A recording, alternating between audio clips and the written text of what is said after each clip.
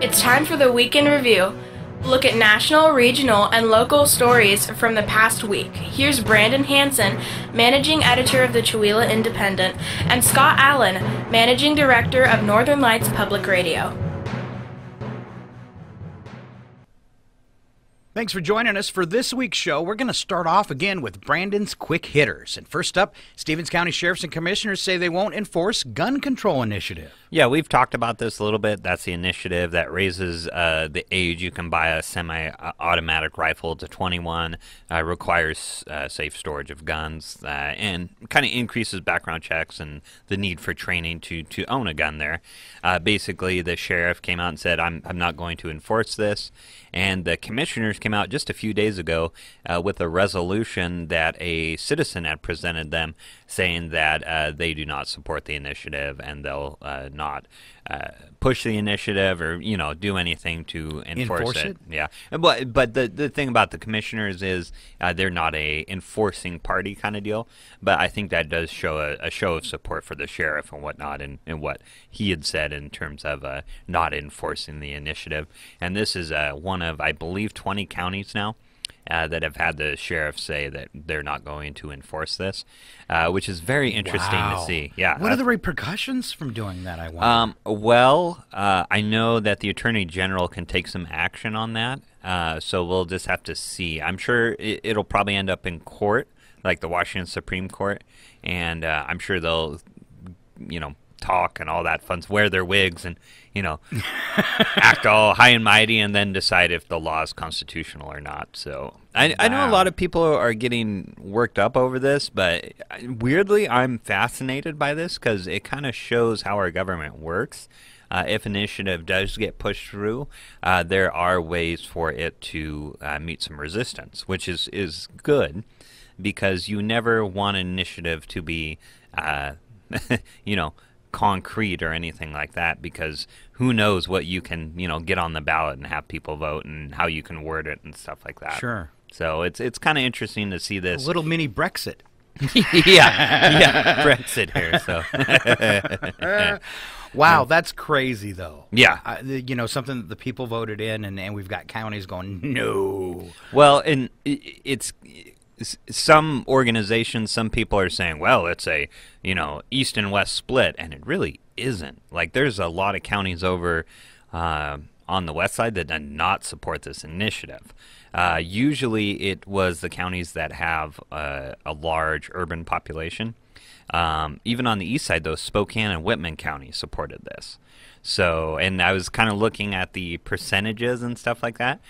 Stevens County said no to this initiative by 70%, and there were some counties on the coast that had that same 70%, like, no, we don't want this kind of deal. So wow, so it wasn't an east-west. It wasn't an east-west, and I keep seeing that pop up, especially in the state separatist movement, saying, well, the west side pushed this on us, and I'm like, not quite.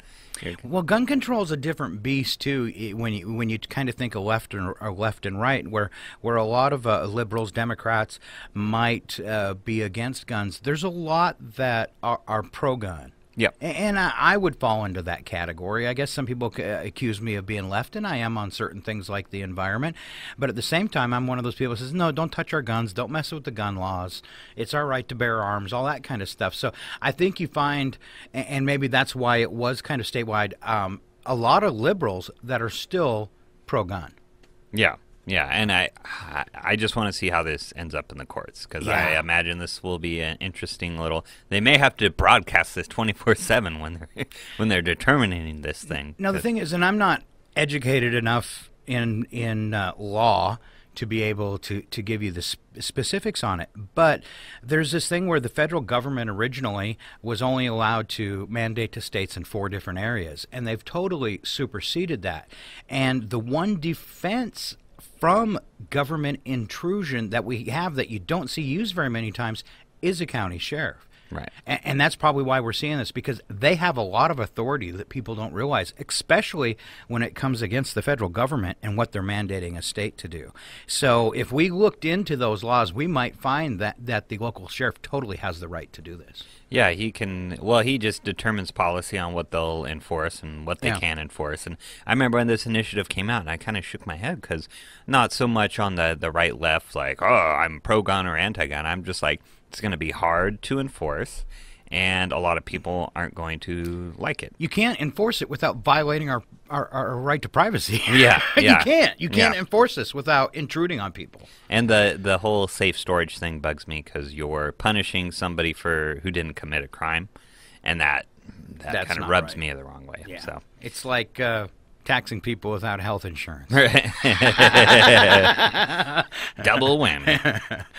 Speaking of crime, though. Okay, keep going. So inmates at the Coyote Ridge Corrections Center, which I believe is in Airway Heights, are on a hunger strike over the quality of their breakfast food, which cracks me up because I know that's something I would go over on strike over is the quality of breakfast food. If you were in prison. If I were in prison, because I love breakfast. So what are they getting served for breakfast that they're not okay with? They're getting peanut butter sandwiches. For breakfast? Yes, I believe bran muffins and cereal and powdered milk. So, which I'm like, that's acceptable kind of deal. But if that's been sitting and prepackaged for a while, maybe it's not so good. Maybe it's not. Well, it doesn't sound delicious by any means. But then you broke the law and you're incarcerated. You're not getting steak and eggs. But can't you have like a bacon day, like a cheat day?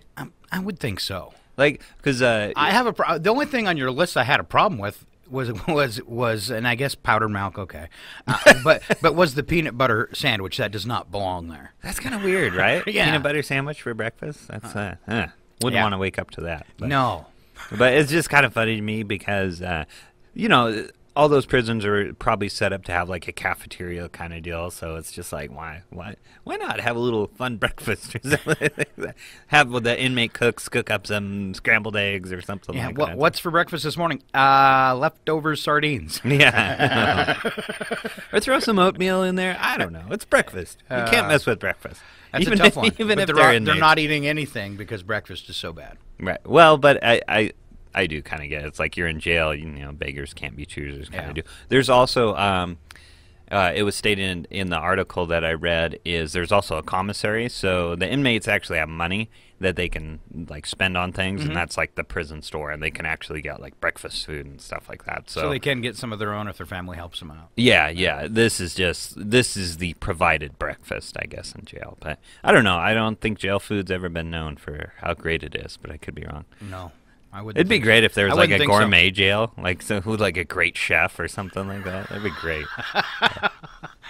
All right, to Ben Shapiro coming to Gonzaga? Yeah, he announced that he was speaking there a few months ago, and Gonzaga wouldn't let him because he's a controversial conservative speaker.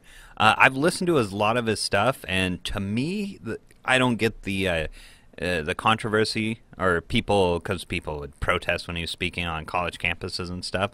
His stuff is pretty tame, I would say. That's the way I would describe it. Do you feel it's more mainstream than what it's being accused of? Yes, I would say that some of the things he says is conservative, obviously, but I don't know why that necessarily needs protests or anything. And that's why Gonzaga said, hey, we don't want to deal with like the security, because we've heard of controversial speakers on college campuses before, and there's been protests and property damage and all that fun stuff, injuries, and Gonzaga is just like, well, we don't really want to deal with that.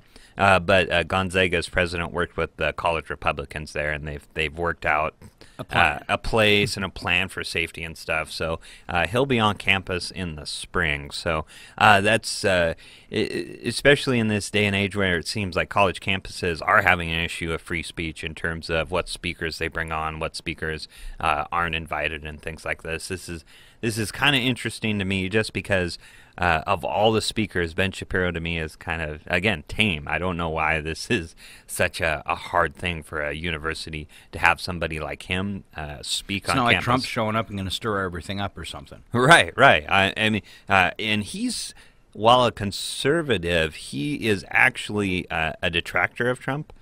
He's criticized him multiple times and things like that. So again, a lot of people, oh, Ben Shapiro.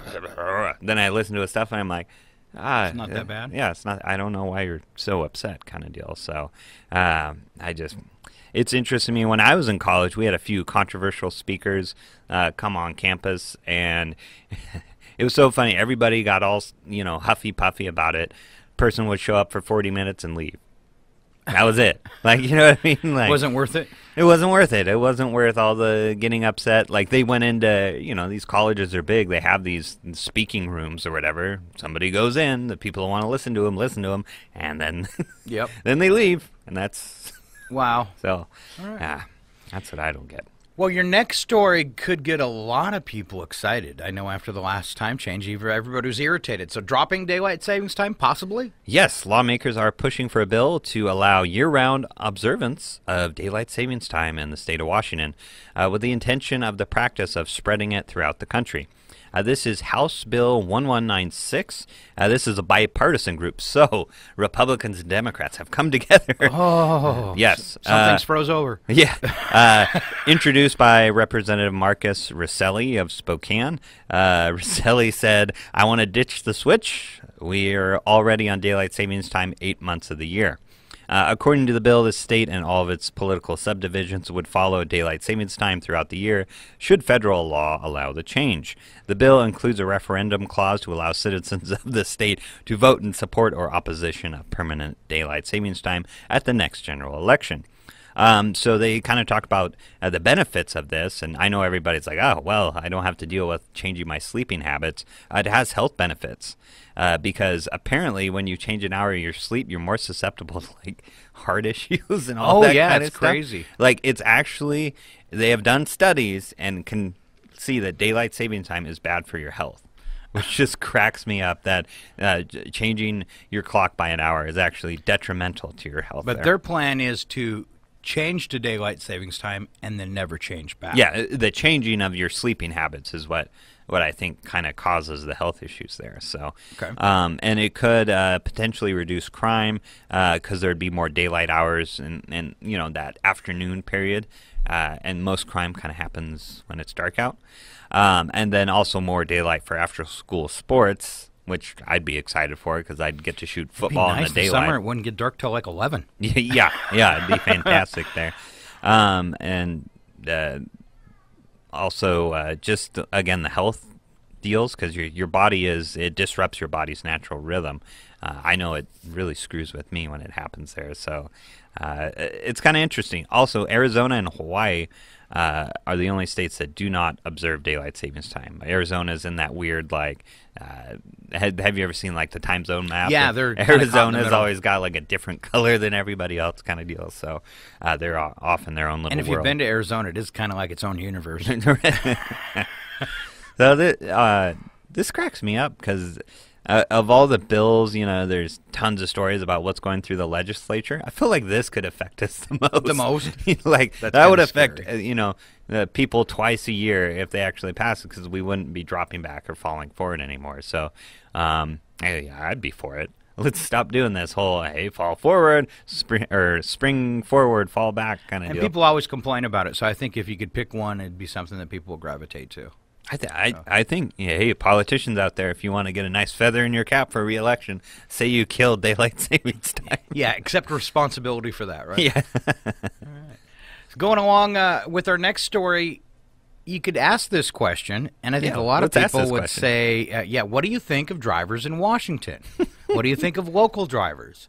Well, somebody asked the question, and it says, Washington and Idaho drivers among the worst.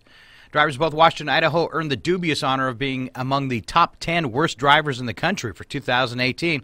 This is according to insurance comparison website Quote Wizard. Idaho was ranked number 7, and Washington was ranked number 10. Whew. Yay. Quote Wizard determines the rankings through data collected from its own site and the Federal Highway Administration fatality data. Calculates accidents, speeding tickets, DUIs, citations, and fatalities in each state. Maine had the worst drivers in the country, followed by South Carolina. Well, Maine. That's kind of a shocker there. Maine? Maine? Maine seems like a nice state. Yeah. I don't know. So, do you agree with that? The Washington, I really, there's really no basis to compare that to. I'd say the worst place that I've ever personally drove is the state of Indiana. Really? Yeah, they have what they call a county road system there, which every state does, but their county roads are ridiculous. They're paved one-lane roads. Oh, fun. And that's about the width of them. Sometimes there might be a line down it. And so you've got lots of traffic because you think it's the Midwest and it's rural, but it's not. Right. It's really, Indiana was claustrophobic. There were so many people. Right. And it's cornfield, Walmart, cornfield, Target, cornfield, McDonald's, cornfield, Walmart again. That's pretty much the way the state goes. So you got these little county roads connecting the small towns, and you've got traffic going both ways, plus a huge Amish population. So you got wagons and horses and it is a miserable place to drive. If you're not paying attention, you come around the corner doing 50 and there's a horse and buggy in your lane and there's no other lane to go to. That's trouble. Yeah, it is trouble. So there's my little story. I wonder, so Idaho and Washington are kind of mountainous, kind of rural states, you'd agree, like the eastern part is rural. I wonder if that has anything to do with it, just because we're talking about accidents, fatalities, things like that.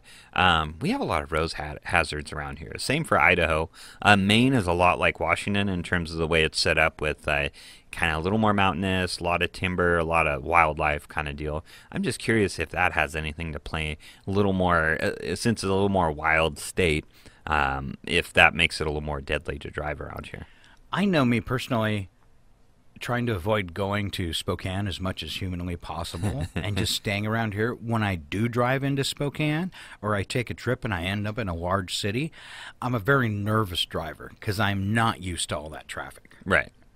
Oh, yeah, that is true. It's funny, when I was on the coast for about 3 years, I kind of got used to that I-5 rat race. Oh, yeah, you don't even care anymore. And then, moving back here, it was like, oh, this is great. And now, since I've adjusted to that, now I'm nervous again driving in Spokane. And I'm just like, goodness. I used to be able to handle, like, Tacoma traffic, like, peak rush hour. And now I'm like, oh, I got to stop at the light for 2 minutes? You're kidding me.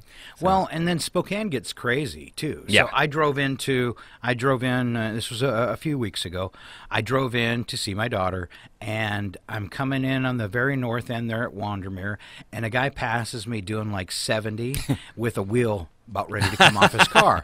So now I make it all the way up to like Magnesium, and I'm going to go up that last hill on, before you really get onto Division and start heading toward Francis. And I come up that hill, and now a guy goes by me in a van where the belt is squealing. But instead of, how you let off the gas and your belt will stop squealing, he's got it hammered to the floor. He's doing about 70, and the belt's just squealing bloody murder as he goes roaring by me. Now I make it up to just before Francis, and I take a left at the old Lowe's to go to my daughter's apartment. And there's a car about a block in past that A&W just sitting in the middle of the road. So I have to almost get up on the curb to get by it. And as I'm going around this car sitting in the middle of the road, it's in park. And there's a woman in the driver's seat, and she is beating the snot out of the man in the passenger seat. And I just drove by going, welcome to Spokane. Wow. I wasn't even in town 5 minutes, and I'd seen, 3 ridiculous things. Right. Wow. And it just made me want to turn around and come back to Chewelah. Oh, that's giving me PTSD, because I lived in Spokane for 2 years. And one thing that is, you always run into stuff like that, like the person with the wheel almost about to fall. Like, you're so concerned about like what other people are going to do, like driving in the town. The town's not very hard to navigate. It's not a at all. grid. It's basically a grid with a river in the middle. But it's just like worrying, like, is this person actually going to like obey the stop sign, or you don't know. Yeah, and that's where around here I feel like you're more reliant on your own driving skills. Like, there's just the roads are a little more dicey. nuts, and you have deer that like to commit suicide by jumping out in front of you and stuff. So I feel like, is that what they're doing? I don't know. Sometimes it feels that makes like total sense now. But I don't know. I feel like around here it's more like, you have to worry about your driving, where in Spokane you're worried about other people's driving. So, and what kind of state they might be in mentally. Yeah. Exactly. There. So more road boy. news kind of, I guess, tires. Yeah, road news. That's what we're about today. The Washington Housing Transportation Committee is considering a new $100 fee for studded tires after July 1st of this year, and a ban after mid-2025, and this would replace the current $5 fee they have on studs. They said this would raise the state $3.5 million over the next 2 years. WSDOT says that studded tires cause $20 million worth of damage a year to state roads. In the article I read in the Spokesman, according to a Les Schwab spokesman, studless Washington may already be in the cards because less than 2% of drivers use studs statewide. Well, that kind of almost seems like a non-issue. So how does WSDOT say that 2% of the population driving on studs causes $20 million worth of damage a year? Maybe studs cause a lot of damage.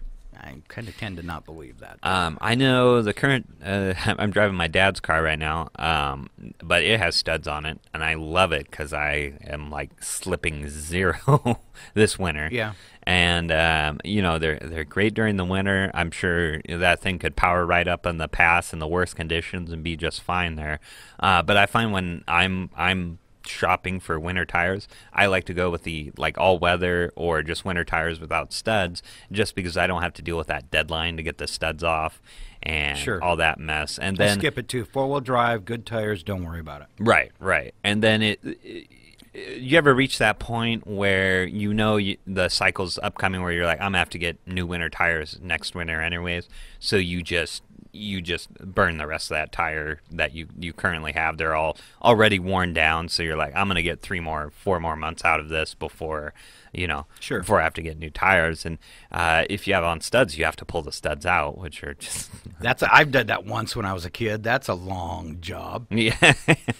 So I don't know. I think the technology is getting better for tires and stuff. So maybe this is just one way for the state to just completely crack down on studs. So I guess that's your option if you don't want the state to stick it to you for $100 when you buy your studded tires. Right. Go without. Yeah, go without.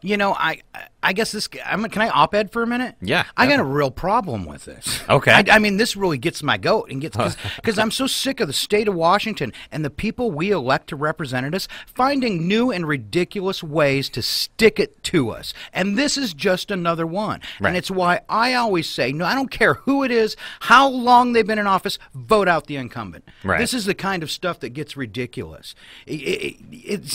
Man. I'm so tired of Washington. They find clever ways every day to stick it to us. I'm so glad the tab thing's coming back at the next election, where we get to vote on taking our tabs back to $30. Look what happened the first time we did it. The minute the people voted for that, the state turned around and said, okay, how can we make the money we need to? No longer are we going to accept bills of sales. We're going to go on Blue Book value.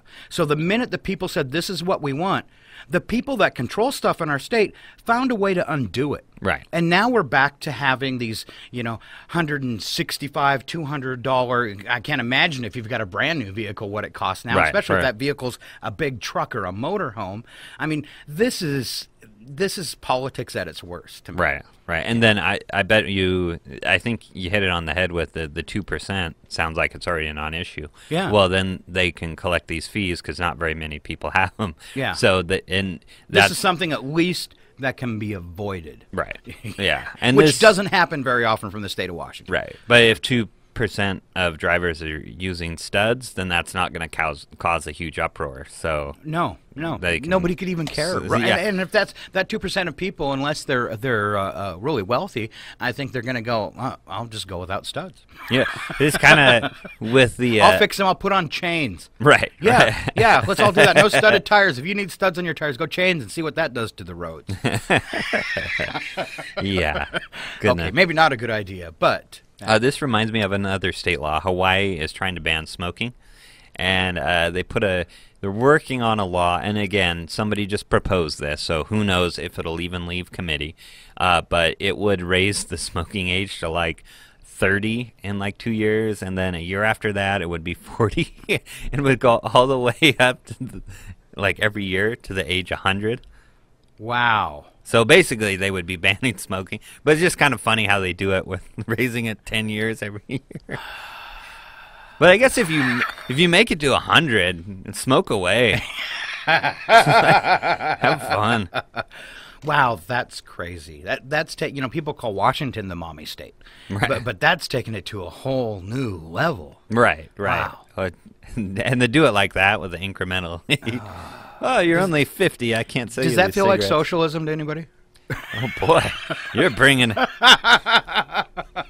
Well, once you start telling people really what they What they can and can't do. Okay, it's harmful, but you can't do it. I don't know who has the right to tell you can't do something, especially inside your own home. Well, I'm going to bring a bunch of vaping stories next All right, week for you. excellent, excellent.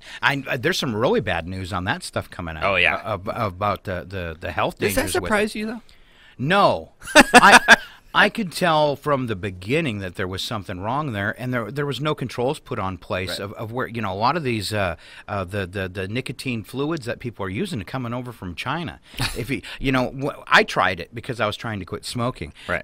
and I actually did the research and found companies that were making stuff in the United States that were very obvious about what the ingredients in it were, so I could feel safer that I wasn't buying something at a Quickie Mart that was from China that was made with formaldehyde or something. But I can tell you from having tried the vaping, I coughed 10 times more Really? than when I smoked a cigarette. That makes sense. So you're throwing all these different, cigarettes have chemicals. They You're do putting too, smoke but in your lungs. I can You're tell putting you- smoke in your lungs. But Like, any way you look at it, it's going to be bad. The sad part of this is it's become hip for the kids. That's exactly I it. ran into a young boy who had just graduated from high school the other day, and I will not throw him under the bus, but he was real proud to show me his new vaping rig. And I just said, really, dude, you never smoked. Because Right. I've known this guy for a while, and I said, why would you start? Why would you start putting nicotine in your system if you've never had it before? That's because all the kids are doing it. I'm going to join in. I'm going to start doing it. Now all of a sudden you're addicted to nicotine. right. And it's this generation's smoking, basically. Yeah. No, kinda I'd go. be totally cool with because I don't think vape pens came out as touted as a way to quit smoking, but it wasn't really. Right. It was just strings and mirrors, and now it's become this huge thing that's just as bad or worse and could be causing even more health damage. So I would be totally okay. That'd be one thing if the state came out and said these are illegal now. I would be okay. You want Right. to smoke a cigarette. You want to do it the old-fashioned Do it way. the old-fashioned way. All right. Closing shots. We've went on and on about stuff, but you got some closing shots about the Super Bowl? Yeah, Super Bowl was boring. Horrible. Very boring. Lowest scoring Super Bowl on record. It was also the lowest rated Super Bowl in a decade. Nice. So it came back, and the ratings were not good. Well below last year, and it was the lowest since, I believe, 2007 or 2008. And the issue with that Super Bowl was both teams were from small cities, so nobody really cared. This Super Bowl had L.A., which is the second biggest city in the country, and the New England, which is basically Boston. That's a mega city. no up one there. cared. And nobody cared. So, and what was interesting to me, they're talking about the ratings. 1 million people streamed the Super Bowl. They didn't even watch it on TV. They streamed it online. That's cool. So that kind of shows you where it's headed. Is more of streaming, more on demand stuff. I think everything is, though, isn't it? Well, and I think the Super Bowl has always been like just a ratings, and it's still got lots of ratings. It was like 90 million, 98 million people watched it, which is a lot. But if you consider back in the day, those rating numbers were much higher. I think what we're seeing are more and more people are just watching what they want, and they don't have these keystone social events that everybody's going to tune in. Do you think a little bit of it could be people are sick of the NFL?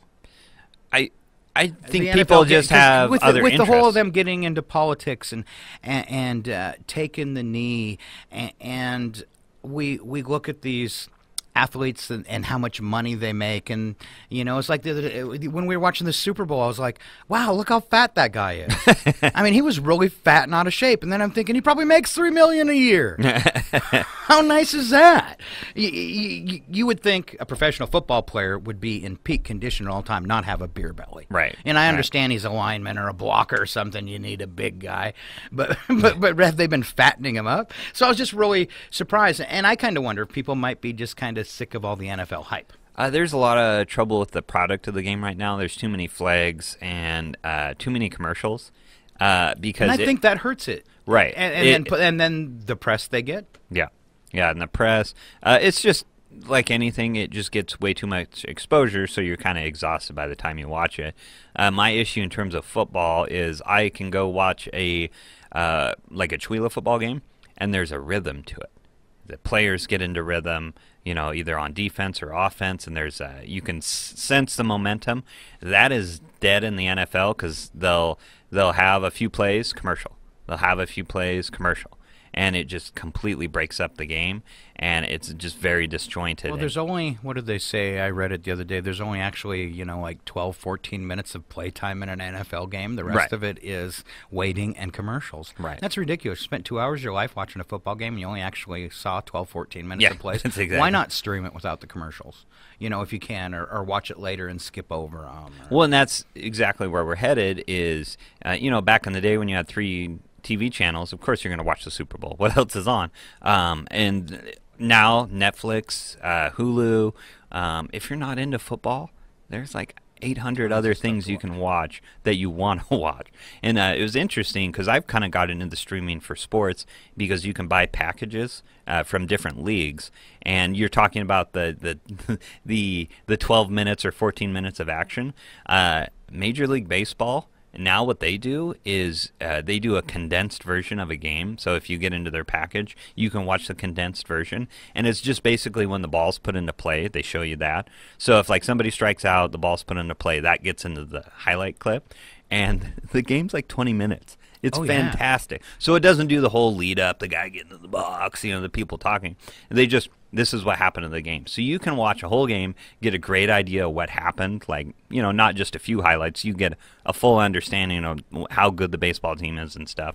And it's 20 minutes. That's crazy. And this is where we're getting in technology. And I just think the TV is kind of fading as a medium. We were talking about this yesterday, and it's radio too. We have so much easy access media, right? That some of the old models are really, who wants to? I mean, I couldn't imagine if I had to go watch one of my favorite television shows on a network and put up with those commercials. I have gotten used over the past 10, 15 years because I signed up for Netflix the day they came out. Right. And I've gotten so used to my television shows are either 25 minutes or 40 minutes. Right. They're never an hour, because all the commercials are taken out of them. I couldn't imagine. I logged on to Hulu Free one day or whatever and started watching, and every time they paused for a commercial, I got irritated and shut it off. So things could really be changing that way, and it's it's got to be scary for like going to Spokane. With our ABC, NBC, CBS, and Fox affiliates in Spokane, they've got to be scared. I know, back in the heyday in the 90s, like when Clinton was president and I was in radio, morning show, getting $100 a spot. Right. And I bet you in Spokane, they're lucky to get 10 now. I don't know how they keep their doors open. Right. I really don't, because we sell ours. Basically, I think our lowest rate for a sponsorship announcement would be $3, and we can't make it. Right. We never have enough money. So I don't know how the big boys in Spokane, it must be because they own 10 radio stations. Right. Yeah. And they've gotten to the point where now, we have one DJ to run 3 stations. Right. And he's recording voice tracks for all the other shows. So they've really had to do that kind of stuff to cut wages and staff, because the advertising dollars are going other places. People are spending them on Yelp. People are spending it on all sorts of internet advertising, Facebook booths, Patreon. And they're probably getting better results from those new forms of advertising. Some YouTube stars, they make so much money. It's ridiculous. It's funny, we talk a lot about like Fox News and MSNBC as these big news networks and all this. You look at their ratings, very unimpressive to me. So Fox always has like the highest ratings. It's like 2 to 3 million people. Or no, it's like 1.5 million to about 2.5 million people tune in to like a primetime show or whatever there. One of the podcasts I listen to, Joe Rogan, gets 16 million listens. Like, he's got a much bigger audience than some television shows on networks. Right. And the median's changing, and I don't think older networks or, the society's megalithics of media and stuff have adjusted yet. So we're getting worked up over Fox News, but you've got a person that has a podcast that has 16 million listeners. So here's an example, 27 radio stations in Spokane. Back in that heyday of the 90s, I was talking about when people were getting great rates, stations on their cards and stuff. Same with newspaper. Same with newspaper. Yeah, it was the heyday for all that advertising. When you, I'm losing my train of thought. When you look back at that era and the money that was being made to today, it's got to be very discouraging for any media companies to want to even stay in the mix. Right. A little community radio station in Chewelah, we're all about community. That's our attachment. Those kind of things can survive. But these big media conglomerates with the huge overhead and people leaving for the internet in droves, I don't know how they're going to hang on. Good example. When I worked at KKZX in the 90s, we'd come in at number 1, and we'd have a 12.2 share of the audience. So we had 12% of the total listening audience listening to one station. Those were huge numbers. Today, the number 1 station in Spokane gets a 5. It's a 5 there. So it's fragmented. A lot of different audiences. So more than half the amount of people are listening, now than they were in the 90s. To radio, because you've got Pandora and TuneIn and all these other options for your music without commercials. And same with newspapers, same kind of deal. Is just and media companies that want to make those big profits, they'll make cuts to it, so their quality drops, and then guess what? Less people. Oh yeah, you take Clear Channel, owns over half the radio stations in the world, right? And I used to do things years ago where I freelanced voice work, right, and made quite a good living at it. You can't do that now because Clear Channel has gobbled everything up, and they've got one announcer in Spokane doing a show in Denver, doing a show in Poughkeepsie, wherever. And those people working in the industry went from having a job with a normal list of job duties to being thrust upon, if you want to keep your job, you're going to do 3 times the work you used to, and you're going to have to take it home with you. And so it's really changed in bad ways. Yeah, so. Very true there. Well, I think we spent enough time on that, huh? Yeah, not closing shot there. This winter is super mild. I did see in the forecast that there's some snow, lots of snow coming our way. But I did see in the headlines that this was the fourth warmest year globally on record, which is slightly terrifying there. But I was just thinking about this. To me, this feels a little bit like a normal winter because we've had snow. The snow stuck around. Have you noticed anything? What would you say about this winter that we've been having? I would say everything's out of whack. Everything's out of whack. Everything's out of whack. Really? A cold snap in February? No. I thought February is usually January. February is usually our coldest. And I guess we're in the first couple weeks of it, but I don't remember seeing these bitter cold lows. Now, when I was a kid and grew up in Chewelah, like clockwork, every 2 weeks in January, bitter cold snap, maybe with wind chills and stuff, actually get to 20 below. I mean, the cold weather, when you stepped outside, your nose hairs instantly froze, that kind of stuff. I moved back here in 2009. I don't think I've had my nose hairs freeze once. Really? So there's a big, there's the climate evolving. I like for that. Whatever climate evolution. There's some climate evolution for you. The changes. I see different bugs because I was gone from Chewelah for 30 years. You see different I see bugs? different bugs even here than when I did before. These wasps we have that have like the dangly grasshopper legs, they weren't here when I was a kid. And somebody argued with me about that other day. But I'd remember seeing a creepy wasp like that. I'd never seen one in Chewelah before. Well, the wasps were a big issue last summer. Like, they were at everybody's place, like, just swarming. And it was about a decade ago they introduced some species of wasps to fight some beetle, and who knows what we're dealing with now. This state? Yeah. Oh. Yeah, so who knows what we're dealing with now. But I would definitely say winters are, and I'm going from 2009 to today, so, 10 years. A little warmer. 10 years warmer, definitely, than when I lived here as a kid. Right. And grew up here. Definitely. Way warmer. Now, to counterpoint that a little bit is, there are ebbs and flows. I mean, like the 40s were apparently very bitter. I think the coldest temperature recorded in Chewelah was like in the 50s kind of deal. And they kind of talk about it, how like during certain decades there's, cold and hot and that kind of thing. But the overall trend is it seems to be getting warmer there. So I used to almost every day when I was a kid after school hop on my snowmobile and drive around down here in the valley because I grew up at 49er. There was no apartments back there. My parents actually owned all the fields going back there. So you could just bomb you just around hop on and go all the way up into quartzsite and stuff. And that's how I don't ever remember going, gee, I wish there was enough snow to ride my snowmobile. There always was. Right. There always was. All winter long. It was never an issue, but it is now. Right. Right. So I would say definitely milder, but it doesn't feel like it for the next couple of weeks. It really doesn't, no. Well, I've been making jokes on the radio that winter started February 1st. That's great. Let's call this the first official day of winter. All right. I just wanted to end the news program on just, sometimes we have people comment on like, oh, why'd you run that photo? Or, why'd you place a story here but not here and that kind of stuff. And I wanted to talk about this because I feel like a lot of people don't know how newspapers are put together. Or okay. I'm curious. Sometimes people think that there's we do things on purpose, and sometimes we're just like, oh man, we have a day to lay this thing out, and let's start putting stories on here, and let's start putting photos on here, and sometimes the placement is not some kind of devious scheme by us to highlight one thing over the other. We definitely pick certain stories to put like on the front. Sure, of course you would. Or we kind of have sections where we put stories. For you've been accused of maybe burying a story? Is that what you're saying? Sometimes just the placement of them and things like that. And the funny thing is, like, I do agree when somebody points it out, like, why'd you do that? And I'm like, if I saw that we could have done that a little bit better.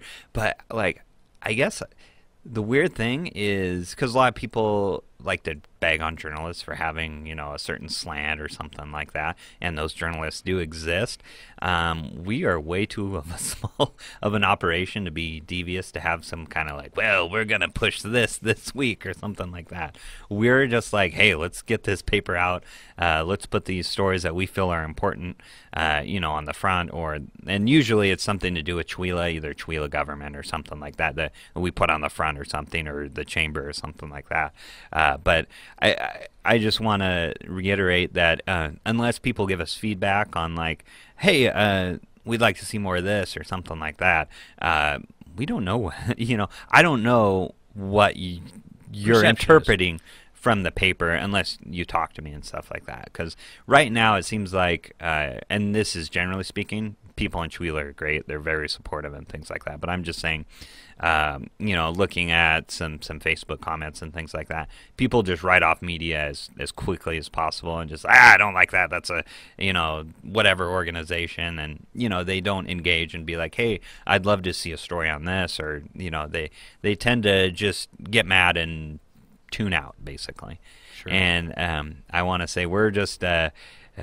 sometimes the paper gets laid out a little randomly, I want to say, so there's not some grand scheme propaganda or... So someone is bent out of place about this week's paper and the placement of the Mooch story? Yes. Wanted it on the front there. No, it's just, I'd like to just be a little more educational on terms of how the newspaper gets put together. That it's not a plot. It's not a plot. I'm concerned about like font sizes. Can we fill the page? I want to take a lunch. Is that photo going to get sent in?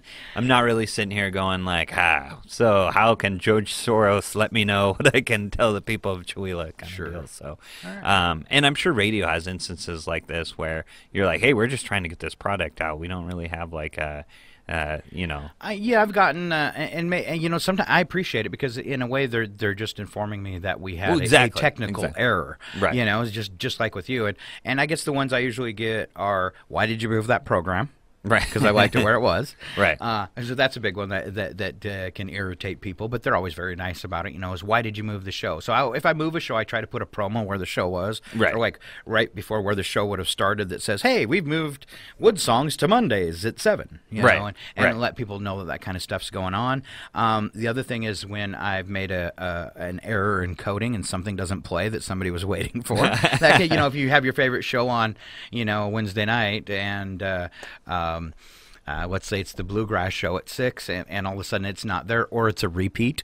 Oh, repeat. Yeah, repeats get people, but it's like television. Sometimes I have to, something's happened. The person didn't publish their show in the time I need it, because I'd say probably over half of our music programming, the specialty programs, is syndicated, which means I'm getting them from another public radio station. So I'm kind of, they didn't do their show this week. They had a sick week. Something happened, so I've got to do a repeat. So those are the kind of things I usually hear about are repeats and stuff. Overall, totally amazed that I probably have 60 pieces of mail praising the radio station. Right. And I've only got one hating the radio station. Right. That doesn't happen. That's huge. That is huge. That's huge. Most radio stations I've worked at would, get hate mail on a weekly basis, especially in Spokane, such a large amount of community. You're going to irritate somebody with a story or something like that. But Chewelah has been so good to this radio station, and the people talk wonderful about your newspaper. Well, the people have been so good to the newspaper, so I just wanted to say, hey, if you see a photo or want to know why that photo was put in and not another or something, ask, don't assume. Yeah, ask, don't assume that we're, and a lot of times we appreciate something. Being pointed out that we played the wrong show at the wrong time or put the wrong story in the wrong place. That's the thing. You kind of want to hear it, so just so you know how it comes across. And, but otherwise it works out pretty good there. So we had a bunch of lighter stories this week, and I think it was our longest show ever. How long?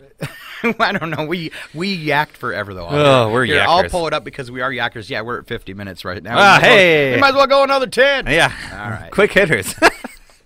All right. That's our show for this week. Thanks for listening to it. I'm Scott. I'm Brandon.